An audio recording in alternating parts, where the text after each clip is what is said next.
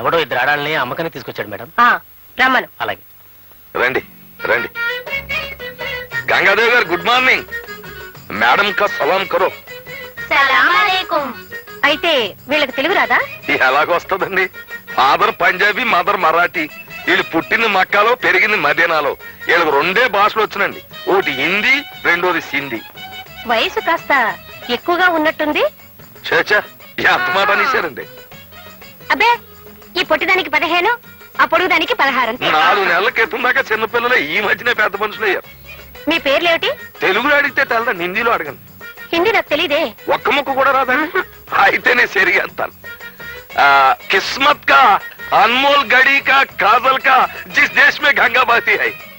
అంటే మీ పేర్లు మీ నోటితోనే చెప్పండి అంటున్నారు. బోలో బోలో. मेरा नाम जंतर मंतर की हम फट है. मेरे नाम इस्किंदर की मीर्जा की किस्किंदर की लस्कलफा. అదేమిటి పేర్లు అలా ఉన్నాయి? పేర్లకేముందిలే, మార్చుకుందాం.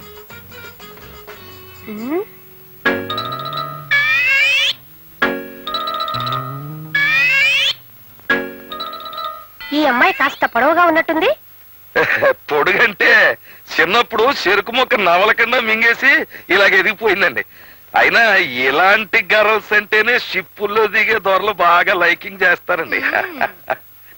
అది సరే, వీళ్ళ రేట్ ఎంత? రేట్ చెప్తాను అనుకోండి. ఈ కోతి పిల్ల అంటే ఆ ఎర్ర డ్రెస్ అమ్మాయికి ప్రాణం కనుక ఈ కోతి పిల్లని కూడా ఏదో రేట్ కట్టి తీసేసుకోండి. ఈ కోతి నాకెందుకు గాని, వీళ్ళతో పాటు ఈ అమ్మాయి నవనవలు ఆడుతోంది.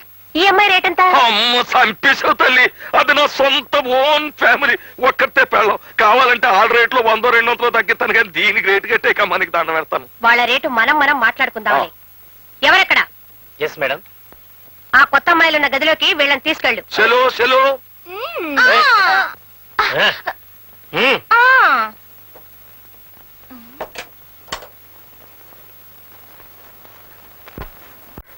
సరే అబ్బులు, నే చెప్పిందంతా గుర్తుందా? వాళ్ళని బ్రతిమాలు తీసుకురావద్దు. అలా తీసుకొస్తే మళ్ళీ పారిపోతారు. వాళ్ళకు బుద్ధి వచ్చాకైనా తీసుకురండి, లేదా మీరు బుద్ధి చెప్పైనా తీసుకురండి.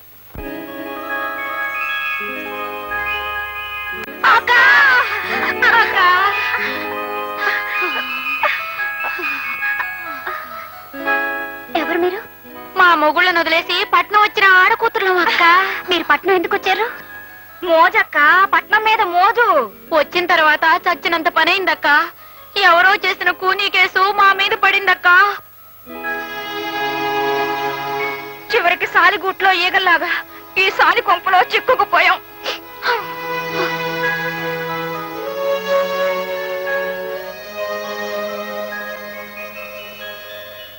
మేము మీలాగే మా భర్తల మాట వినకుండా తొందరపడి వచ్చేసి తప్పు చేశాం.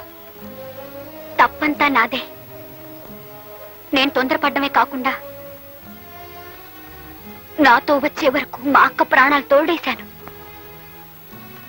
మేం పట్నం వచ్చిన తర్వాత అడుగుకో ఆపద చొప్పున ప్రతి క్షణం నరకం అనుభవించాం. సొంత ఊరు స్వర్గం లాంటిది. కట్టుకున్న భర్తతో అడవిలో ఉన్న ఆనందం ఉంటుంది తప్ప, భర్తకు దూరమైన తర్వాత పట్నంలో ఉన్న ఆడదాని బ్రతుకు నరకమే అని తెలుసుకుని ఇంటికి పోదామనుకుంటే ఈ కొంపలో చిక్కుకున్నాం. మేం చేసిన తప్పుకి మాకే శిక్ష జరగాల్సిందే. కానీ మమ్మల్ని వెతుక్కుంటూ వచ్చిన మా భర్తలు కూడా మా వల్ల చాలా ఇబ్బందుల్లో పడ్డారు. మీరిన్ని కష్టాలు పడుతూ కూడా మీ భర్తలు ఎంత బాధపడిపోతున్నారోనని ఆలోచిస్తున్నారంటే నువ్వు మనిషివి కదమ్మా, దేవతవి. నువ్వు కూడా మనిషివి కావే. అమ్మోరివి అమ్మోరివి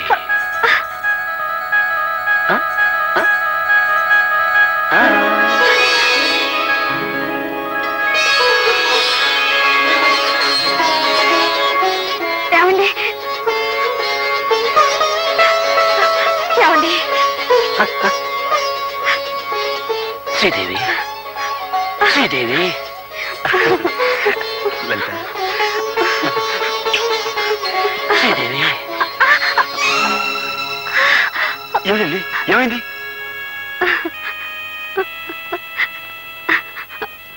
మనకు అబ్బాయి పుట్టాక పట్నం వెళ్దామని అప్పుడు మీరు అన్నారు. ఇక్కడికి వచ్చిన తర్వాత నాకు తెలిసింది. అయితే ఇప్పుడు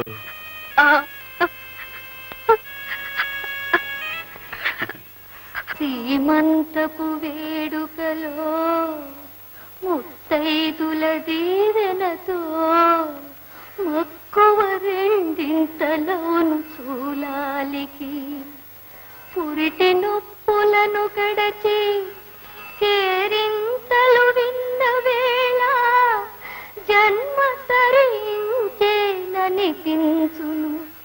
పురిటాలికి.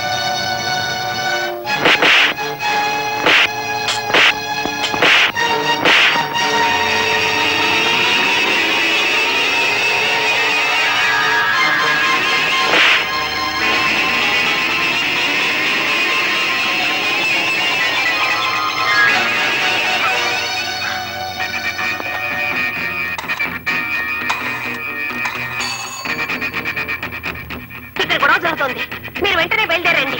Okay madam.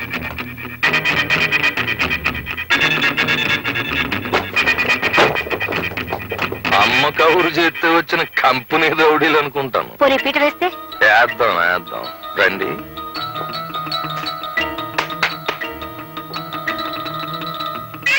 ఏంటి పేట ఇదా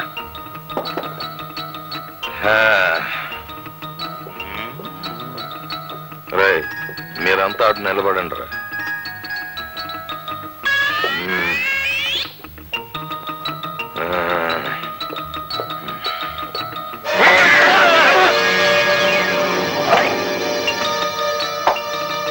శభాష్ పేట ఎత్తేయండి రా వెళ్ళిపోతాం.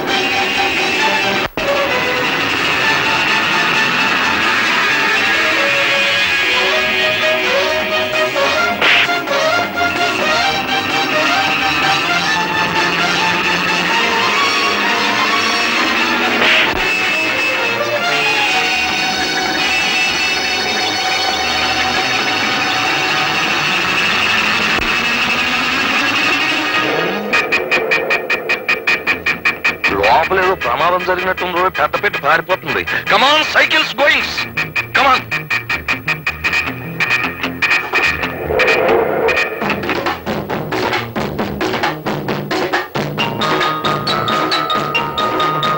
తొక్కండి రా,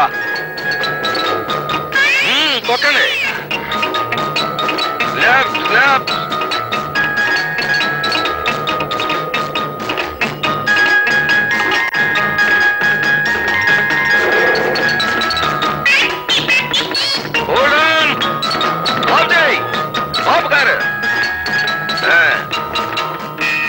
ఏమే ఆడవాళ్ళ బతుకులకి అగ్గెట్టేసే నీకు ప్రమాదం వచ్చిందని పారిపోతావు దిగ.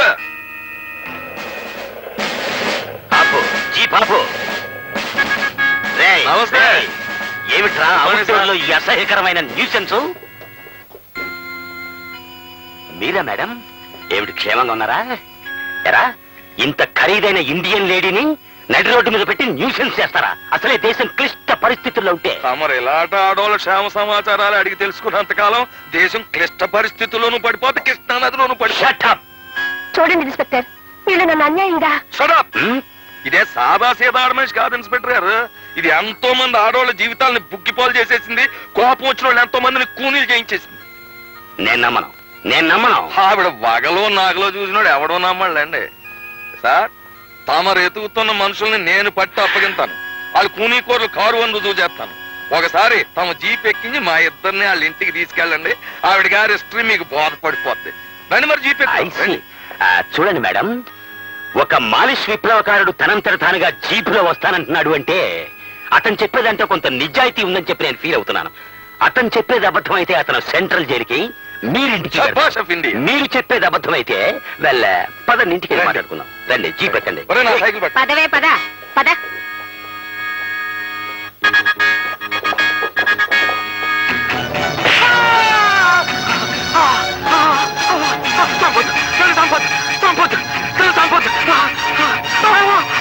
నన్ను చంపొద్దు. హత్యలు మేము కావాలని చేయలేదు. గంగాధర చేయమంటే చేసాం. బతుకు తెరువు కోసం చేసాం. నన్ను చంపొద్దు, నన్ను చంపొద్దు. నువ్వేదో గౌరవప్రదమైన ఇండియన్ లేడీ అనుకున్నాను, కానీ ఇలాంటి తుచ్చమైన నీచమైన చీడ పొరుగు అనుకోలేదు నిన్ను. ఎనీవే, నేను ఈ అరెస్ట్ చేస్తున్నాను.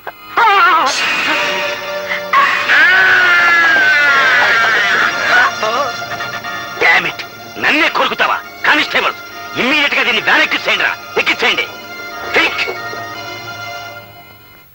చూడండి మాస్టర్లు, మీరంతా అంతర్రాష్ట్రీయ ముఠాకి చెందిన వాళ్ళని, మీ భార్యలు హంతకురాళ్ళని అనుమానించి నేను ఇంతకాలం వెంటాడాను.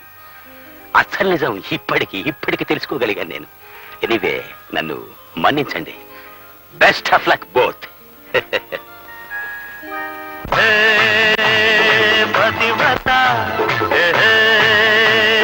పతివ్రత వాల్మీకి రాయలేదు మీ చరిత. రామాయణ గాథ కాదు మీ చరిత. శీలానికి సీతలే, సావిత్రి మాతలే, సుగుణాల ఇంతులే, సుమతి దమయంతులే. పతివ్రత పతివ్రత.